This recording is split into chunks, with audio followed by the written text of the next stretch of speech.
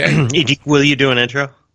Yeah, I hit record, so that's my intro. No, I'll think of something. You, can you give me a sound test indicative of your day today, so I can make sure that Audacity is working? Sure. Screaming fat kid, high school football, and the police. Wait, that's your sound test? Yep. And the police? It's indicative of my day. And the police, did you say? That's right. Okay. Phil Opian Tubes. That's my sound test. Phil Opian Tubes. He's a tennis coach in Tempe, Arizona. Welcome, and good evening to another fine episode of the Very Loud Introed. Just because, and I am Jason Mark, and with me in the virtual studio is Joseph Neal, and we are going to talk today about a myriad variety of subjects, a varied myriad of subjects. There's going to be variety, there's going to be myriads, there's going to be mermaids, mermen, mertheys, right? Because we don't, what he said, we don't expect merkind to adhere to a particular gender norm on JBC. We think that if you were born in the ocean, and you know what? Maybe you were born in the ocean and you don't even identify as mer. Maybe you're sand. You swim in the ocean, but you're a sand boy. Maybe, I don't know. That was my intro. Never let me do that again. Most mer people are non-binary. Are they? They don't go by ma'am or sir. They go by mer. Mer. Yeah. So like if there was a guy named Phil, he'd be Mer Phil. It's really funny that you brought up Phil. Yeah. Though I've never heard of anyone with the last name Tubes. Well, that would be a... Have you ever heard of a person whose middle name is Opian? Opian sounds like maybe a feasible name. Okay. It's feasible. From somewhere on the planet. Opian. But Tubes, I don't know.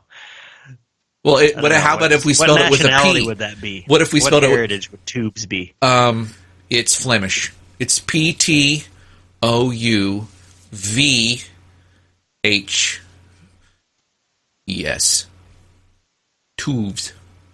Tubes. Got it. Okay. Yeah, no, I don't know. What are we going to talk about today? Well, let's talk about vaginas. All right. No, sounds good. I haven't read yet, but there's a famous person.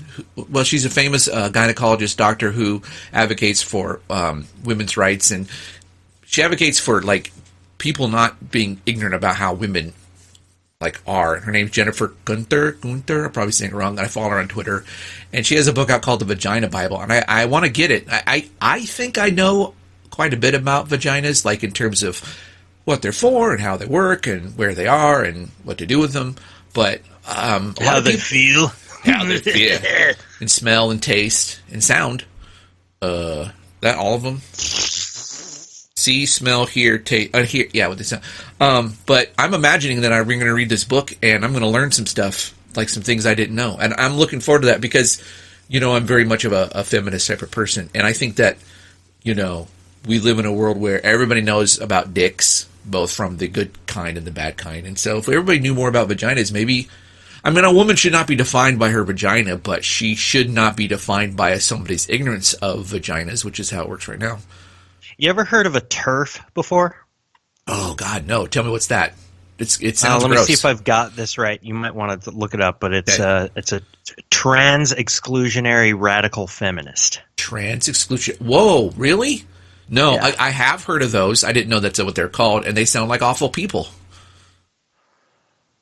Yeah, well, perhaps they are. I don't know a whole lot about it. I just heard about it for the first time, and it's women who believe that trans women should not portend to understand the complete experience of being a biological woman. I would say that from a philosophical standpoint, that a claim could be made that if you didn't start at day one being told what you are, and if in the middle of the game you switch teams, so to speak, which is a terrible analogy, I can imagine why someone would want to say that. But the fact of the matter is, it's fallacious to suggest that one woman's experience is every woman's experience, or that every woman's experience is one woman's experience. To say that this trans woman does not know what it's like to be a woman is stupid, because no woman knows what it's like to be a woman except for the woman that she is. She can't say she knows what it's like to be a woman in that country over there, or in that synagogue over there, or in that baseball stadium over there.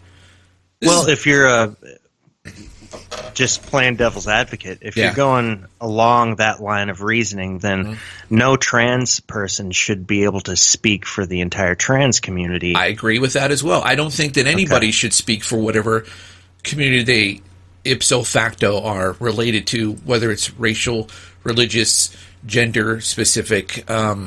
I don't care to say that. And yet people do all the time. Absolutely. And I think that's where racism, for example, starts with, because the opposite happens. A person will take their point of view of someone of another race and then attribute that view to all the people of that race, which is just dumb, right? It doesn't allow people who are different from yourself to be assholes, because it's like, well, if I say he's an asshole, I'm saying everybody who's like him is an asshole. No, you're not. This guy can be an asshole and still be not the same as you.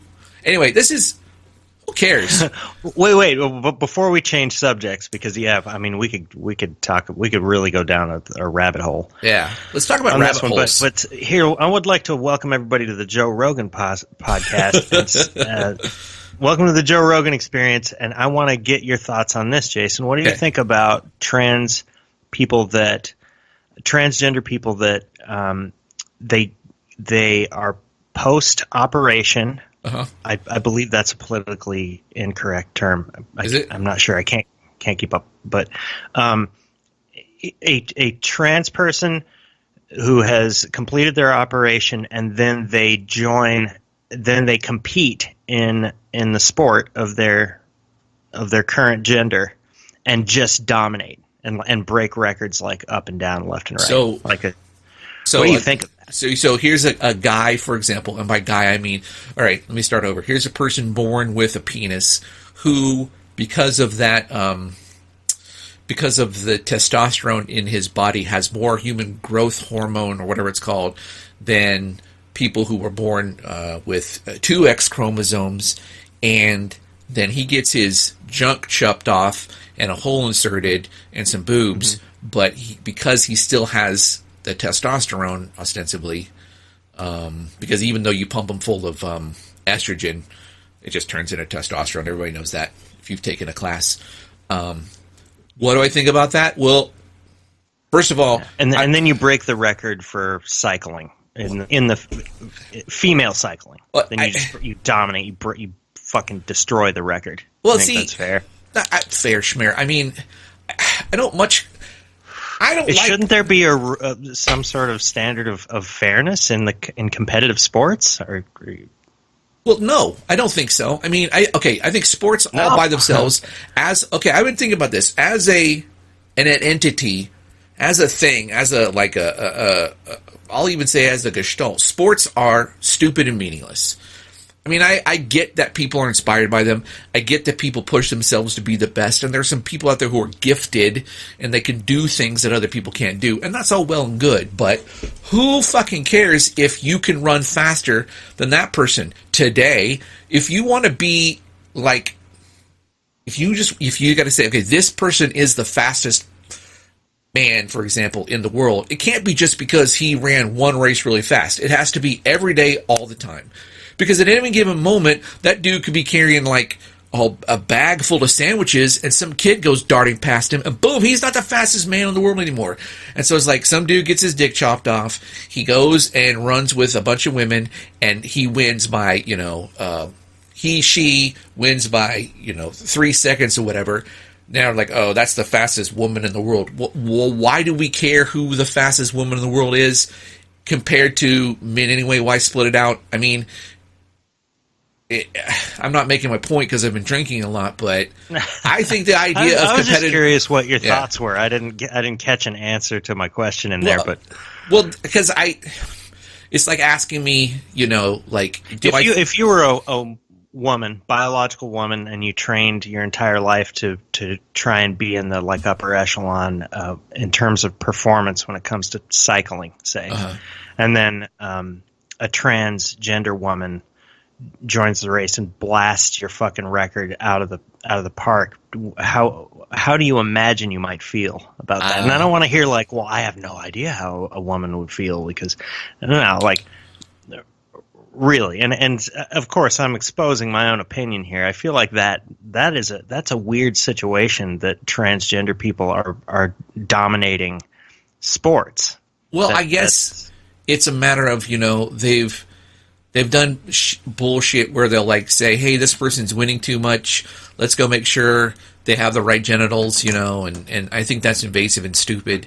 And how would I feel? I guess if I was a woman and a transgendered woman was breaking all my records, I guess the only thing I could do is go to the committees and say, I need you to test this person for doping.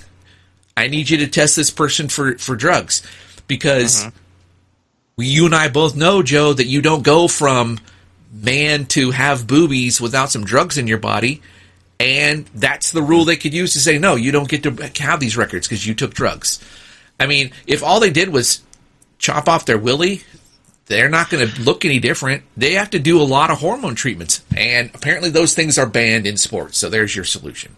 I don't know. It's lame, but whatever. The sports. Well, when you go through puberty with testosterone, that to me that seems like an unfair advantage. If you're going to then become a woman, your bone structure, your bone density, you're coming into the competition with an unfair advantage. But I can make an argument along the lines of, take the top 5 million fastest women in the world, and they could all beat me in a race. They have an unfair advantage over me. Whatever it is that they were born with, I wasn't born with. Now, someone could come up to me and say, tell you what, if you had the right training, we could get you up to be faster than all but 1 million of the fastest women in the world. Okay, great. So you trained me up. I'm still slower than 1 million other people who have a genetic predisposition to being fast. And so you're going to say, well, men naturally have a genetic predisposition. I'll say, no, not all of them. Don't lump me in with those other cocksuckers, okay? Because I'm not running marathons in 3 hours or 4 for that matter. Yeah, but if you devoted your life to training from a very young age to try and achieve something, yeah, it seems that there should be some sort of standard. Well, here's I was because you compared to the fastest women in the world that's not what I'm talking about. Like, you haven't devoted your life to competing in that sport. When I was in junior high, this is an embarrassing story. I think I've told it before. I was on the track team, and since no one else would do it, I was doing the high jump. Now, it was laughable, just the very idea of me doing a high jump or whatever. One day at practice, I was trying to get over 5'9" or something, right? Which is way too high for me, but I was trying. And I kept failing over and over again, but I was trying. And then the basketball team got out of practice, and they walked across the track field. One of them stopped next to the bar that I was trying to jump over, and flat-footed with no run-up, just jumped over it. Jumped over it so high, he didn't even have to land on his back, okay? Right? I quit the track team that day. It was just like, now, this is not a guy who trained all his life to do anything, and he didn't go through any kind of like rigorous hormonal change. He was just naturally able to, at the same age as me, jump 6 fucking feet in the air. Yes, so some people have genetic predisposition toward athleticism of this type or another, and because of that, transgender people suddenly dominating I don't know. It's arbitrary. We could say that, like, okay, we have what I'm talking about is not arbitrary. It is arbitrary. It's not arbitrary. It's absolutely arbitrary. Whether you choose running a race or rowing a boat or hitting a ball or knitting very fast or reading very fast or riding a bike on a wall. I mean, you can come up with anything, right? Running is really simplistic, and so we use that as a differentiator between who's fast and who's not. But we could have picked a billion other things where a genetic predisposition is going to get somebody the win. We could say that, okay, from now on, instead of running, all we're going to do is take all the contestants and draw from them a pint of blood. And we're going to see who's got the most testosterone. And whoever that person is wins, right? It's essentially the same thing, except when you get the excitement of watching them, sweat and all this other crap. But it's arbitrary, right? There is. So I'm okay. I get your point. You think that it's fair. That's your answer to my question. I don't think fair is. No, I don't think it's fair. I don't think it's fair that a man can turn himself into a woman and beat and compete with women and win all the records. But I also don't think it's fair that people who have a genetic predisposition to being better at something get to compete with people like me who just can't win. It shouldn't be. It's not a competition, Fair right? enough. It's not a competition, and it's arbitrary. If you were to Yale Halisi, I probably said his name wrong, whatever. One of the people who's had the world record for the fastest man in the world at some point. If he and I were to sit down and do, I don't know, 1,000 different things competitively, I have no idea who would win the most of those competitions, right? He'd win all of the things where you have to move fast, but who's to say that he would be a better, I don't know, he would give hugs to kids with Down syndrome better than me. I don't know. And if if I win that one, aren't I a better person? Well, I don't know if we're really calculating someone's entire worth as a human being, but if I'm following your reasoning, then it just doesn't matter. An achievement in a sport and becoming the greatest, which is some combination between your genetic predisposition for athleticism and your hard work throughout your life. Mm-hmm. Perhaps people admire that because of the hard work and because maybe you're just this unbelievable phenomenon, natural talent, mm-hmm. natural creature that that can do this. But what you're saying is none of that should matter.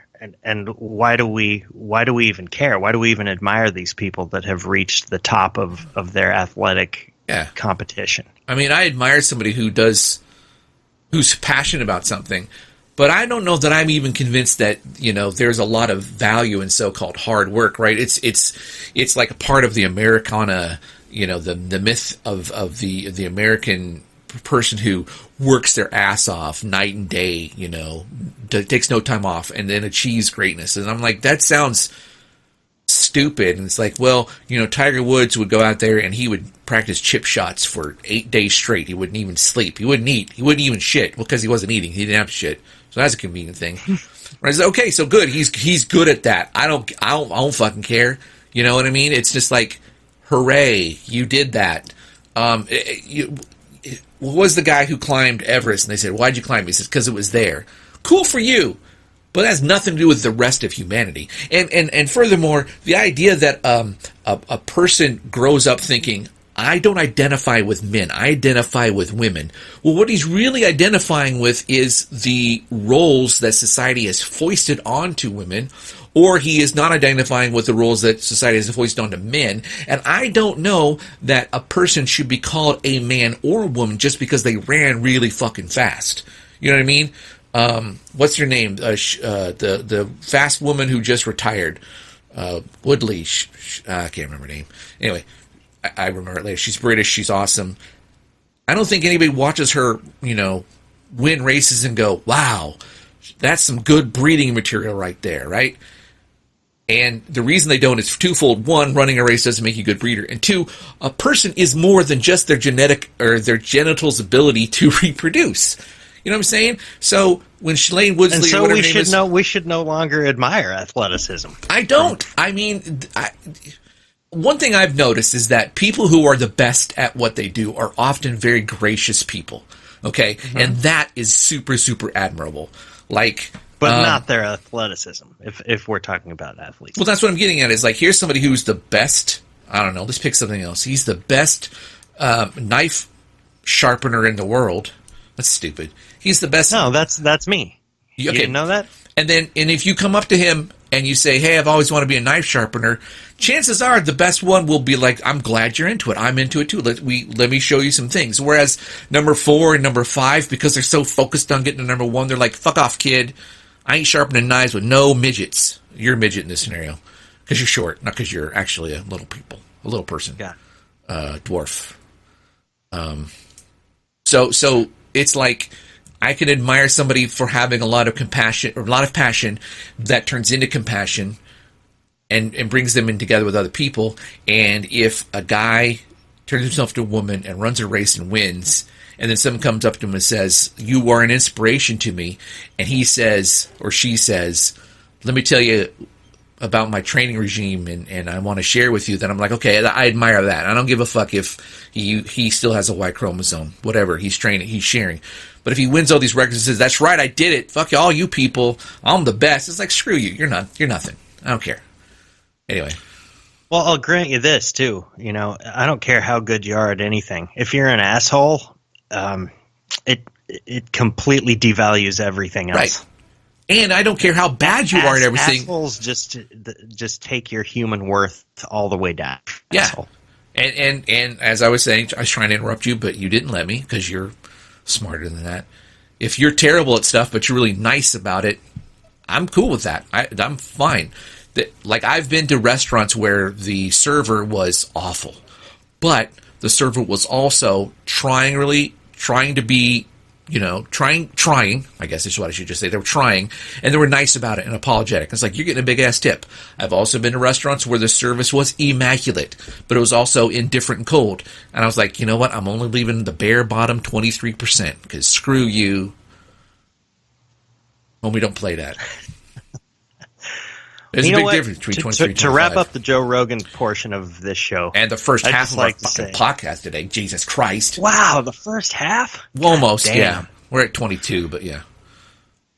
Anyway, I feel bad for female UFC fighters where suddenly a dude that's been a male for 30 years is suddenly a female, comes in and kicks the shit out of everybody. Yeah, doesn't seem right to me. I don't know. I don't think that the solution is we're going to ban people, because then it's always like, well, as soon as you draw a line, people find a way to get up right up to the edge, right? I don't know if you've known anything about the Tour de France and all the drug rules they've had over the years, but every time they drew a line, it was like, okay, now we know how far we can go. And if you didn't go all the way to that line, you're going to lose, right? And so they redraw the line and everyone go right up the edge again. So it's like, where do you draw the line? I don't know.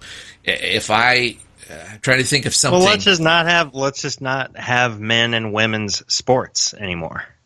Yeah, but let's not draw any distinctions at all between any human beings. Okay, if you want to take what I said down that rabbit hole, then let's go. Let's get dirty. Let's get in the dirt. Let's get in the mud. You can draw distinctions between people, but you can also do it by virtue of the things they've chosen to do, say, and or be, as opposed to what they were forced to have upon their existence. You know what I'm saying? Mm-hmm. Like, I am genetically predisposed to fart when I eat beans, okay? Now, whether I choose to eat beans or not, that's what makes me different from those people who are addicted to beans because they were born that way, because their mom was a beanhead and they were born with it and then they couldn't help themselves, right? Don't compare me to that guy. Instead, compare us on how good we full paper airplanes, because our bean to fart ratio is not. It's not going to have any impact on the GDP, is what I'm saying. But our paper airplane skills, Joe. Listen, when I was in the Army, okay, this was like 1950. Wait, no, I was born in 71. Anyway, what were we talking about? Yeah, let's move on. Okay. What else is going on? I'll tell you about my latest obsession, and then you can comment. And hopefully it'll go off on a wild tangent, and I actually won't finish the story. But lately I've been playing this video game called Hearthstone Battlegrounds. Ooh. Now, do you know what a Do you know what auto chess is, Joe? No, but my imagination's running wild. Okay, so first there was Warcraft 2, not Warcraft 3, not Warcraft 1, not World of Warcraft, but Warcraft 2. And somebody made a mod for it, and they called that mod Defense of the Ancients. And then that was good, but they decided to do an even better job, and so they did Dota 2. And it's its own thing now. It's nothing to do with World of Warcraft anymore. It's its own thing. And then somebody made a mod of that called Auto Chess. And then the people who made Warcraft that started this whole mess, they decided to do their own version of Auto Chess called Hearthstone Battlegrounds. And so it's come full circle. Mod of a mod, and it's an adaptation of a mod of a mod. And basically what it is, you're a dude, your character, and you recruit dudes, and then you don't control them after that. Once you recruit them, they just go fight and shit. And then they either win or lose, and then you recruit some more, but because you won or lost, you got more gold, and you can spend more gold to get better dudes, and you fight again. You keep going until there's only one person left. And that person is the biggest loser because they just spent 20 minutes trying to make a bunch of cartoons win a fight when they could have been, running races. Have you been playing this game a lot? Yeah, a lot. Yeah. Well, anything that you do a lot, well, you don't even necessarily have to do certain things a lot. You're naturally talented at a lot of things. That's true. Were you good at it right away, or I gotta say, you got better as you played a shitload of games? But did you find that you had a natural? Were you adept immediately at the game? The very first time I played, I did pretty good. Like the very first game, I did okay, and then it was a downhill slide. But now I'm starting to come back up. Now that I've lost a lot, I've learned some things. I don't know that I can say I have a natural ability. I think that, barring being extremely arrogant, I'm safe saying that I'm a reasonably intelligent person. I'm reasonably creative, and I'm reasonably unabashed about exploring my own strengths and abilities. And so very good. In this game, I have done that. So if I have any kind of, if I have any natural ability, it's in my perseverance to keep trying. So yeah, I've been getting better. There are people out there who are just naturally good at this stuff, and they'll probably win more often than I would. But I'm having a blast, I tell you. So what I do now is, Joe, just to bore the ever-loving shit out of you, what I do is every time I play a game, I have to write 100 words. And I have to write 1,000 words a day. And the reason I do that has nothing to do with the game. I'm not necessarily write about the game, but the idea is that like I do think that I'm a writer, and so I should be writing. So as much as I'm enjoying this game, I'm going to use it as a push to write. That's a very on-brand Jason thing to do. It is, yeah. And that's cool. Okay. Yeah, you incorporate writing challenges. So to speak, yeah. And it's mostly it's okay, after I do this, I'm going to play again, and then I'm going to go wash my butt, and then I might eat an orange. It's boring shit. But sometimes I can't think of anything to say that's even boring, and so I just make stuff up like, my wife has blah, blah, blah, and arranged the dishes in the kitchen, and she's summoning a demon, and oh no, he's in the cookies, and oh, I ate the cookie, now I'm the demon. Whatever, it just comes to mind, and just, The hope is that one of these little things, I'll just get so into whatever it is I'm writing about, it'll just take off, and 6 hours later, it's like, wow, I wrote a novel. Cool, time to go eat that orange. I've been reading one of your novels. I don't want to go into it. Once I'm done with it, I'm going to start the next one. But before I start the next one, I want to talk about it on the podcast. I'm enjoying it. Out of arrogance, I'll ask you just this question: is it the silly one or the serious one? It seems to be a little bit of both. Then it's definitely the serious one, because it ain't the silly one. No one's reading the silly one. It's written going. by Satan. Yeah, that's the serious one. Oh, but it's not the one I was thinking of. Okay. Well, we'll go into it because you're right. Later. One is serious. I want to talk about it because there's three. One's serious, one's silly, and one's both. Okay, cool. Anyway. What have you been up to? I've been just talking a blue streak here, Joe. What have you been up to? Have you molested any fire hydrants lately? I don't know, just... No, I mean, I'm sure you can tell. I've been listening to maybe too much Joe Rogan. Okay. That's fine. Joe Rogan is gifted. Is probably overly influenced by that guy at this point. Okay. You know what I like about I try Joe? to have my own thoughts, but when someone's just talking into your fucking ear all the time, I feel like you become infected by their opinions. Sure, and maybe that's happening to me. But could be. Yeah, I've been listening to Joe Rogan. I've been working out. I've been eating right. Yeah, you hit 192. That's no small potatoes. Well, it's smaller funny potatoes. If I ever get to, I probably have said this to you before, but if I ever get to 190, I've got down to 191. If I ever get down to 190, that's when I get to go to my barber and have a deal with her and my wife. If I hit 190, she's going to take a straight razor, old school style, hot towels, and shave my entire fucking head, beard, everything. Wow. Down to the skin. And so then I will feel like a brand new baby boy. Yeah. Is that a thing that you think you will find pleasurable? I just like the idea for some reason. My wife has maybe warmed up to it a little bit. Okay. I think just because I'm getting skinnier and whether she'll admit it or not, she likes that.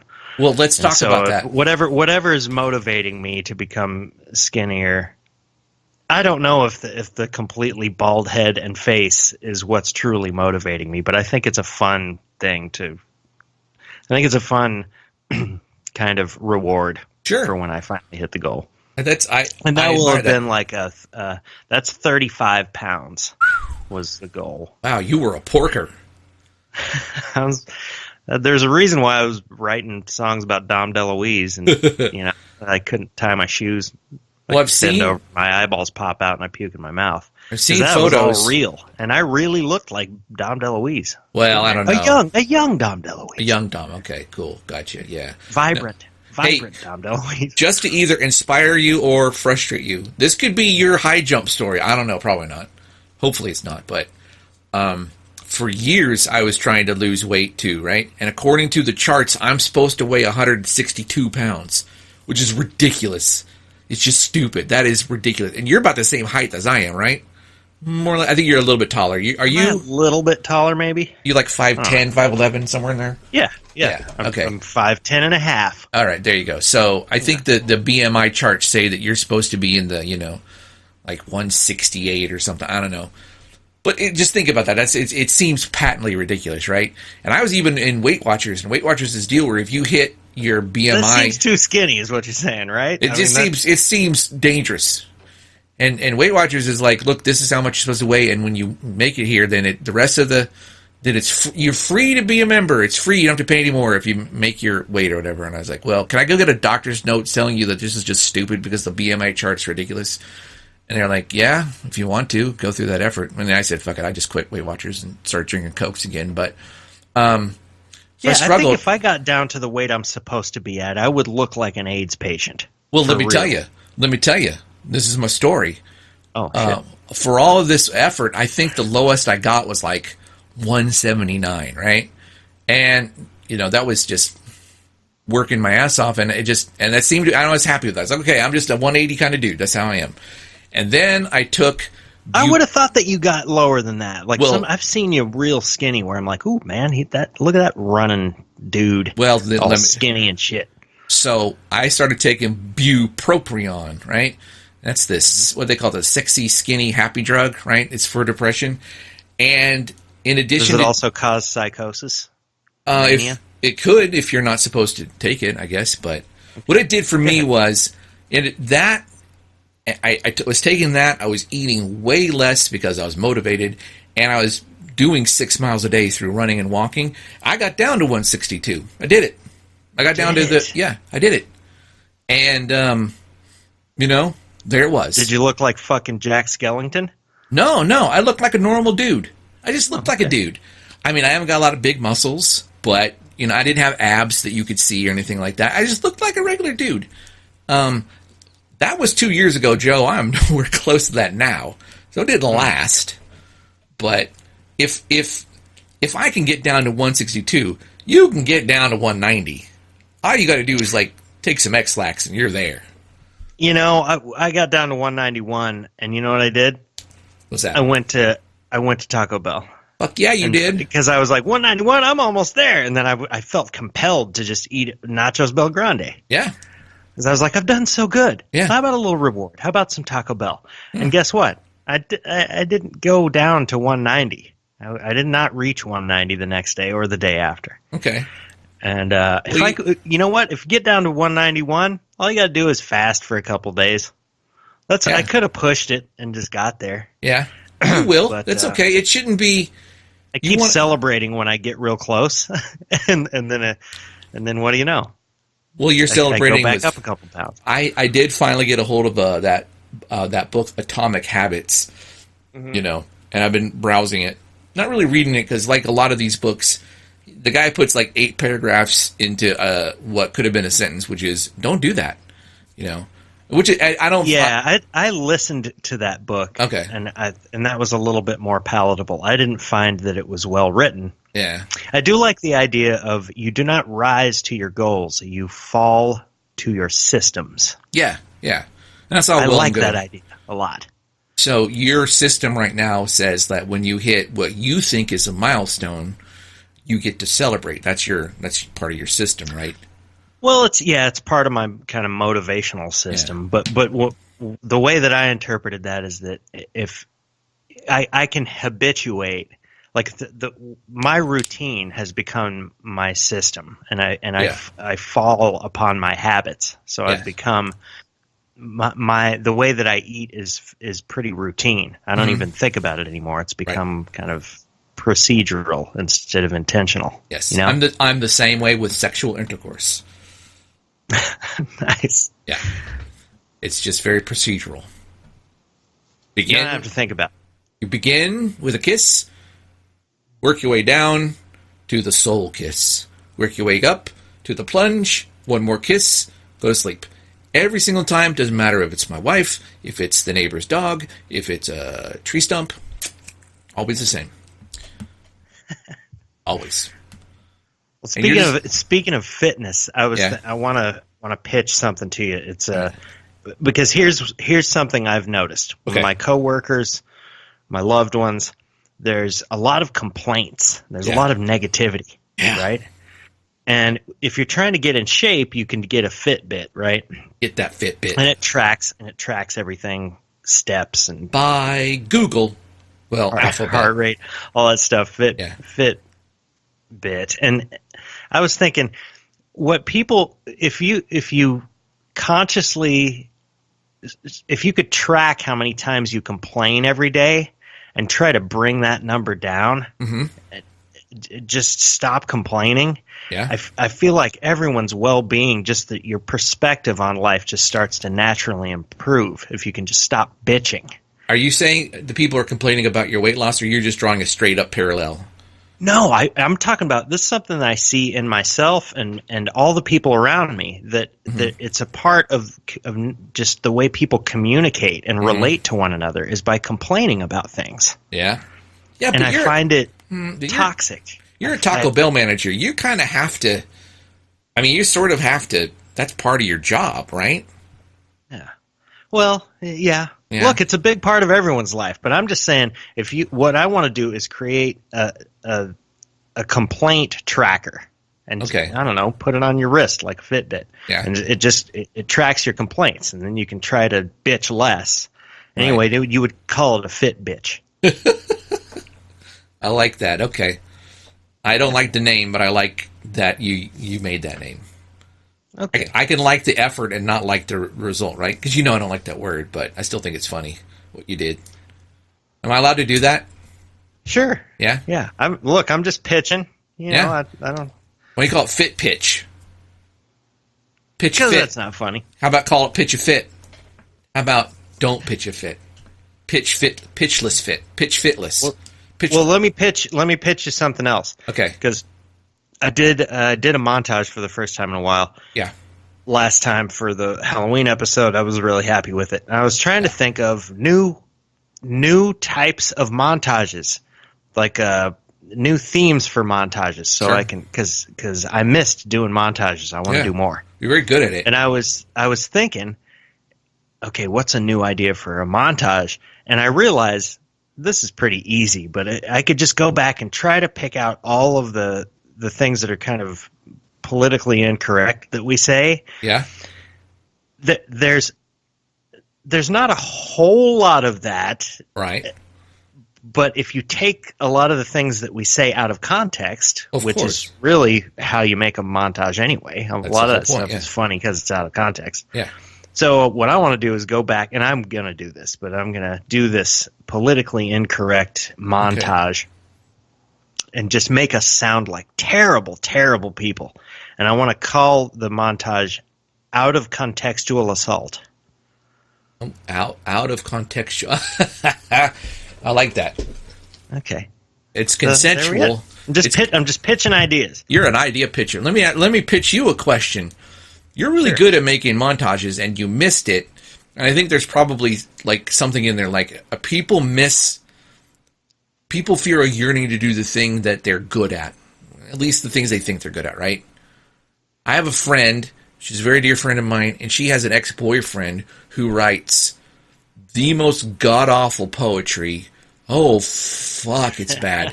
and I think poetry in and of itself is 99% bad. Like, most of it. There's like 3 poems that are good. The rest is just shit. That's just my opinion, though. Whatever. I do have a degree, though. So, anyway. But these guys' poems are demonstrably bad. Like, you know how sometimes things are so bad they're good? His poems are so that's what bad. I was hoping. No, because really shitty poetry just suddenly blossoms into pure entertainment. Well, if you hit this threshold of being so bad that it just becomes a fucking comedy genius. I think that, and I'm going to make a real subtle distinction here, but I think things that are accidentally good by being bad, like somebody's just bad and then somebody says, oh, I think that's brilliant. Those are not as good as things that are written to be so bad they're good, because then you can control it a little bit and get some nuance in there. But let me tell you what this guy is. I read it, his poetry. His poetry is so bad, it's so bad that it's bad, and that's why it's good. I mean, it's like, you don't read this and go, oh, this is actually brilliant. You read this and go, oh my God, this is awful. And then you think about it more and you go, wow, that was really, really bad. And then you realize, I've been thinking about this. That must have been powerful shit. I've been thinking about how bad this was for like 3 hours. So it's so bad that it's so bad it's good. And I forgot why I brought this up. Just because of how entranced and fixated upon it you become. Yeah, I was just like... Not that it makes you laugh. No. It's just that it's like, God damn, that's terrible. It just really shows you how farcical it is to come up with like rules and guidelines and you know... To say that good poetry is this, or this, it's like, no, it's not. It's completely ineffable. You can never say what it is, because this guy's poems, they did everything and nothing. It's just that these words were put together. If you take a billion monkeys, you take an infinite number of monkeys, and you have them start pounding on a typewriter, and eventually they'll come up with a Shakespeare, but they'll never come up with this guy's poetry. Never, ever. It's impossible. And what I want to know is, do you think he misses it when he doesn't do it? I think the answer is yes. So my question to you is, Joe, is there anything that you're really good at that you don't like to do? You're really good at it, but God damn it, you hate doing it. Oh, man. I'm putting you on the spot there. Question. Yeah. Well, I was just thinking the other day that I'm not sure if I'm really good at anything. Well, come on now. I think I'm like the jack of all mediocrity. Okay, I've thought that about myself too. So let's stop with the imposter syndrome. Let's put on our arrogant hat. You're really good at lots of things. Go ahead. What's something you're really good at you don't like to do? Here, I'll give you a little... I thought I was getting pretty good at being in a rock band and like writing maybe overly emotional songs and singing and playing guitar in a band. Yeah. And I do not have a taste for that anymore. I'm glad that I don't do it any longer. Okay. So, like, I've reveled in the achievement of getting out of that process. So, if like the Edge called you and said, "We finally got rid of that lead singing fucker. He was just fucking the whole band up. We're hoping you'll help us out." Now, Joe, we know you hate it, but you're still good at it. Can you help us out until we find another lead singer? You could do that, right? I would not join U2 because I would fuck that band up again. Now I'm back to the reality of the situation is I I really don't think I was that good at being in a rock band. No, come on, give yourself. I was trying to put my arrogant hat on and say, well, I had convinced myself and a few. There was a small group of people that agreed with me that I was good at it. They would come to my shows, and but if suddenly the Edge was like, we kicked Bono out of the band, we'd like for you to join U2, I wouldn't do that because that would be setting myself up for unbelievably widespread. I would just be humiliated. What if they change the name? It's no longer called U2. Now it's called Hashtag U2. It's called Kleptophobia or something. I don't know. It's just a new band name. So now you don't have to do the U2 thing. So, Joe, you and I are sitting in a room, and there's the Edge and whatever the drummer's name is, it's like Steve or something, and they're like, all right, we're being open to you two. We're being open. We're going to listen to your ideas. So give us your ideas. Now, if you and I started giving them rock and roll ideas, whose ideas they're being open, do you think they would find the most useful, yours or mine? I do think that I might be able to out musician you and out songwriter you. Okay, so there you go. So that I feel confident with. Turn that around. I think you could outright me. Well, yes, I was going to say that there isn't an author alive that I don't think I could write with. Now, I don't want to write with a lot of them because I think they're terrible. Not terrible in the sense they don't write well, but terrible in the sense that I just don't like it, right? Because I'm very picky. But I feel that I could go toe-to-toe with any of these fuckers. The only thing they got over me is fame and money and talent and shit. But when it just comes to self-confidence, I got that. I think you're a really good writer. But when it comes to me, though, here's another reason why I'm glad I don't do the rock band thing anymore. Mm-hmm. Because I really felt like I ran out of gas. Like I didn't. There was some emotional. There was a perspective that I had that gave me the drive to do that and to write songs, and I don't have any of that in me anymore. Okay. So I'm not even sure if I could do that well anymore. Because I'm a different person. There's the motivation and the drive to do that, and to write a good emotional song is something I'm not sure I'm even capable of anymore. Yeah, but if Celine Dion called you up and said, "I need you to do this," you could do it, right? Now, who cares? She's going to put her Celine, schmear on it when it's all done. So don't worry about that. I'm just saying, you could sit down right now, Joe. You could right now sit down and write a song, and all the parts. You could do that, right? Yeah, and let me say this too.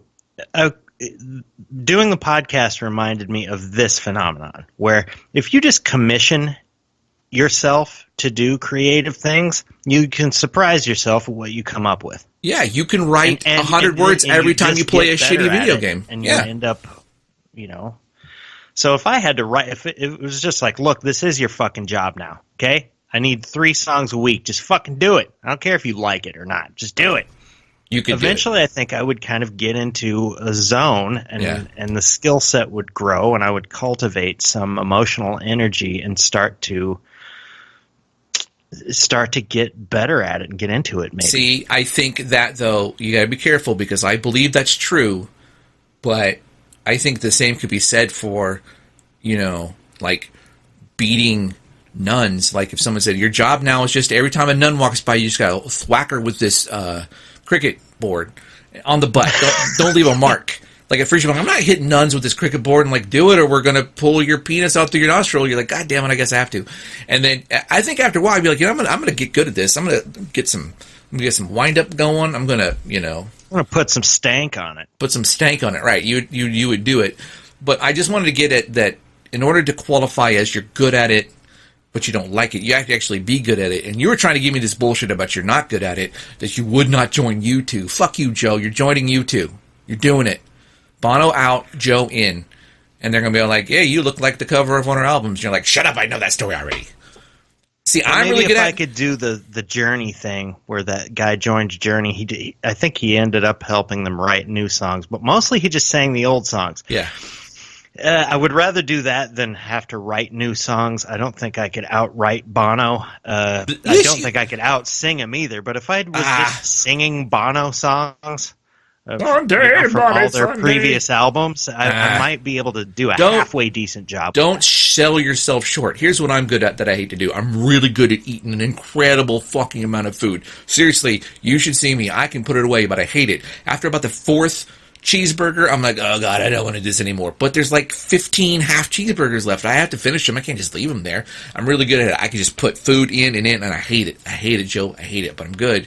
And if you ever need it, like if you two and Celine Dion are doing a comeback tour and you're writing for both of them, you're like, dude, they keep filling my writer's room with all these bologna and cheese sandwiches. I don't want to insult these people because they're Irish and they're Canadian and I don't know what their fucking mores are. Can you come help?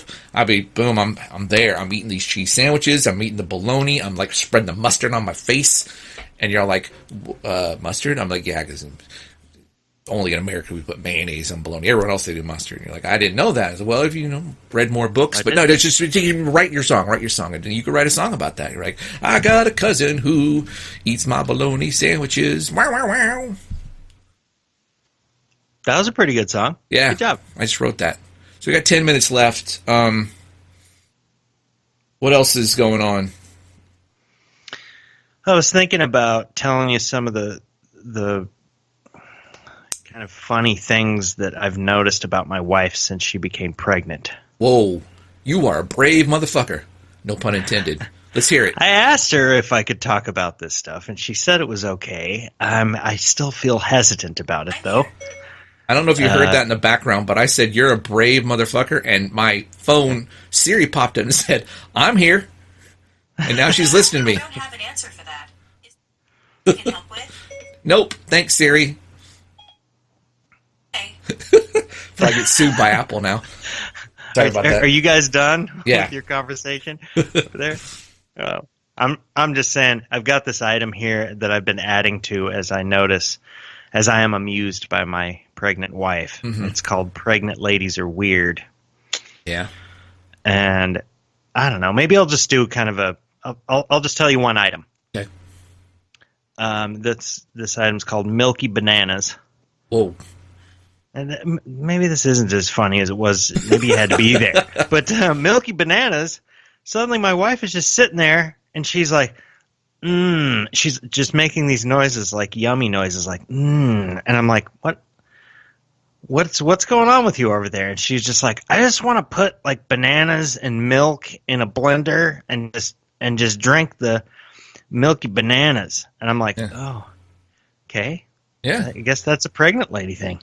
And then there's a long pause, and the moment had passed, and then suddenly she just goes, like under her breath, she's like, fucking Milky Bananas sounds so good right now. And I was like, okay. This just seemed weird, and that was my first item here. Not really as funny. I'm so close to this that I found it I think that's funny. I thought I'd share it. One could say that, and I don't mean to I'm going to go ahead. Yeah. No, I'm not going to say. I could say, well, one could say that. One could say that. No, I don't want to say this because it's from a strictly biological standpoint, never mind fucking society. All right? I'm going out on a limb here, Joe. I'm probably going to get my ass handed to me, but I'm going to try. All right. Strictly, forget society and civilization. Just from the standpoint of pure biology, one could say that a pregnant woman is the purpose of evolution, of existence, right? A pregnant woman. Not a man, not a baby, but a woman who is in the process of reproducing. Because then, that's it. Job's done.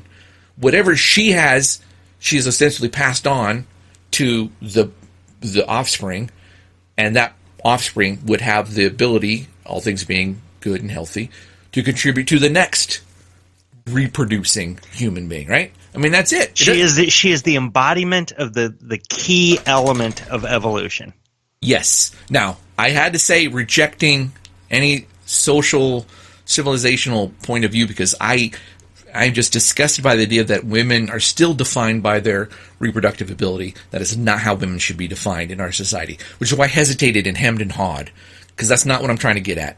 Nor am I trying to necessarily put a lot of value in being the pinnacle of evolutionarily deal. Like it's not. I'm not saying that makes them better than the rest of the football players in the world. I'm just saying that if you were ever going to like say a pregnant woman is something, you like if you say they're weird. Well, really, the rest of us are weird because they are the ultimate.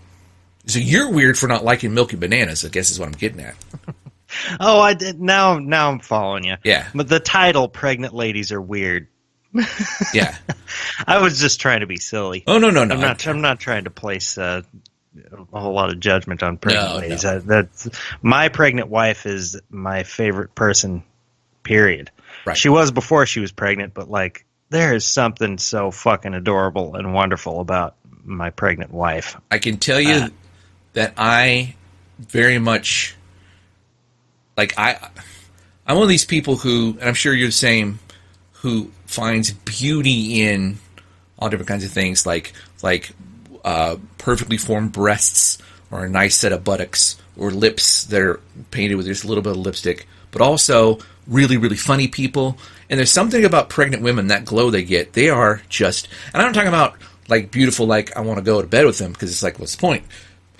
No, they're captivating beyond sexuality. There you go. That's the perfect word. They're captivating. Yeah, and it's probably some genetic thing where it's like, you want to protect them so they can go ahead and have the kid, whatever. I don't know. But it makes sense that your pregnant wife is your favorite person. That makes sense to me. All right. Well, you're saying I'm a brave person. Well, like, I'm gonna talk about the next item here. All right. You were talking about perfect breasts, and my wife was talking about. She's like, well, what if breastfeeding makes like my boobs saggy? Like, what if? And then she looked kind of somber, and then she said maybe the funniest thing I've ever heard. She's like, nobody loves an old swingy tit dog.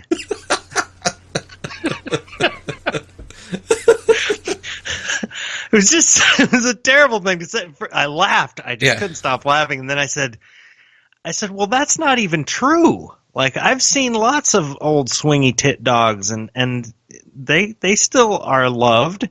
Yeah. And by the way, what makes you think that just breastfeeding a child is going to turn you into an old swingy tit dog? Like, old swingy tit dog? Jesus Christ. Yeah.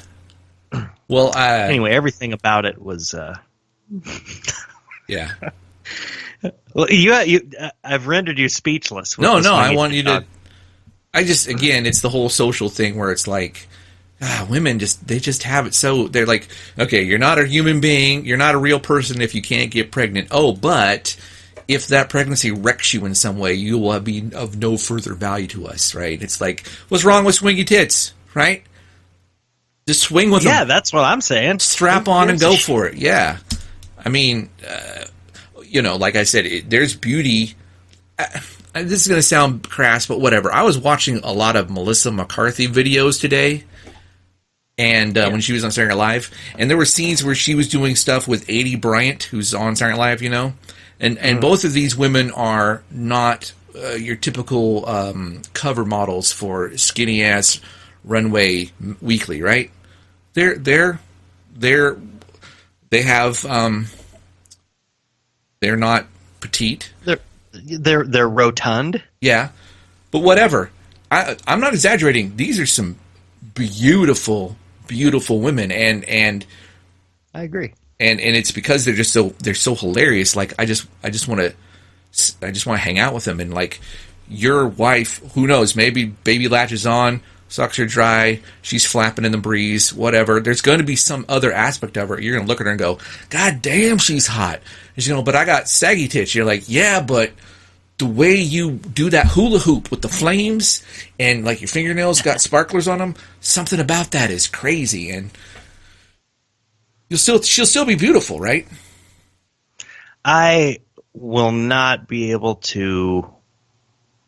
My attraction to my wife is infinite. Like I don't now. However she manifests herself in this physical world, I will always be attracted to her. One could say that to sit there and be somber and under one's breath say, "Milky bananas." No one likes a sloppy tit dog. That's gorgeous. Sloppy tit dog. Whatever it was. That's a beautiful, just to watch that person go through that mental, that kind of honesty and openness. The very fact that she can be that honest and open with somebody who's probably going to blab about it on his fucking podcast, that's just charming. It's beautiful. Well, her honesty is the funniest thing about her personality and the most adorable, endearing thing. Yeah. I must say. I'm a lucky guy. You are. So am I. Because I do a podcast with one of the funniest individuals on the planet. And his name, JD's and Littleman. By the way, I don't know if you heard, but we don't say ladies and gentlemen anymore. We say JD's and Littleman.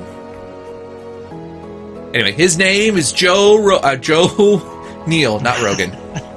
Just playing with you. You should never doubt yourself. In fact, I want you, Joe, from now on, here's your homework. I want this next week, I want you to go out there, believe in yourself until you get destroyed. Right? Until you just get your legs chopped off by an axe-wielding schoolgirl. I just want you to live on the edge of your potential until you get fucked up. And then I want you to go, it wasn't so bad. And then go right back to it. That's your homework. All right. I'm going to do this. Okay. Starting now. Starting tomorrow. Not starting now. Starting tomorrow. Because after we're done... I want to tell you, I feel blessed to be doing a podcast with a human being that I find one of the funniest of all time. Joe Rogan. I mean, me. I think I'm going to call today's... Jennifer Jason Lee. That's right. Jennifer Jason Lee. I'm going to call today's episode not Joe Rogan. Maybe. I don't know. It's been more than 7 days since I talked to you last. I hate that, Joe. I hate it. We're both busy dudes. There's something I'm good at. And it's going to get busier. Yeah, it is. Holiday season's coming up. There's a war on Thanksgiving, apparently. So I got to go join that battle. Haven't picked a side yet. And there's Christmas, the New Year's, and St. Patrick's Day, and Armistice Day. It just never fucking ends. Oh, man. Well, maybe this episode wasn't super funny, but I'm interested to listen to it. Yeah. The next one will be fun. Do we have a topic for next week? I don't know. You got any ideas? Well, I was thinking about putting together something with Rob.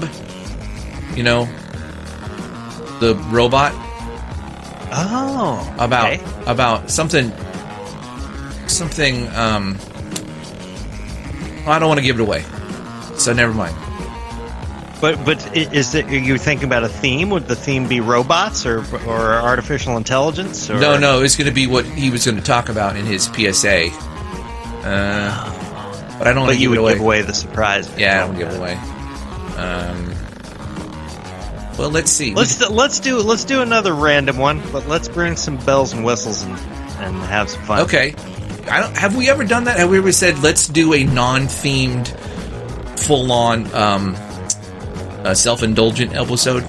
Because that's what it is, right? Yeah, we've done random episodes with all sorts of ads and montages. Yeah. Okay. Yeah, let's do it. I don't know if you have time. I certainly don't. Maybe not this time, but we should challenge ourselves. It should be 1 week. We're okay, we're going to see how much content we can come up with.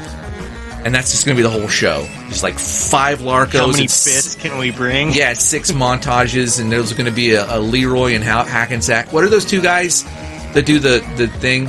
They did the Joker thing and the Batman thing. I don't even know who you're talking about. Levon and Randall? No. Fuck, I invented them. Siegfried and Roy? No, the guys who do the Joker. They did the Joker thing and the football thing. Oh, he doth kicketh the Batman. Oh, you mean our characters, Otis and Lavando? They're real guys. Sorry, they're real. Yeah, they're guys. Yeah. We'll do 3 of those. We need to do another one of those because that's funny. All right, well, next week. So we'll do some bits next week. Do some bits. Have some fun. Okay. We'll get back to comedy. Back to comedy. We got serious this week. Sort of. I tried to throw in some midgets. Listen, there's 30 seconds left of this song. I'm gonna go silent so you can think of something to shout.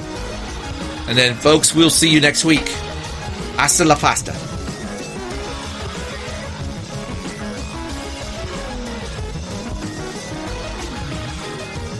Nobody loves an old swingy tit dog.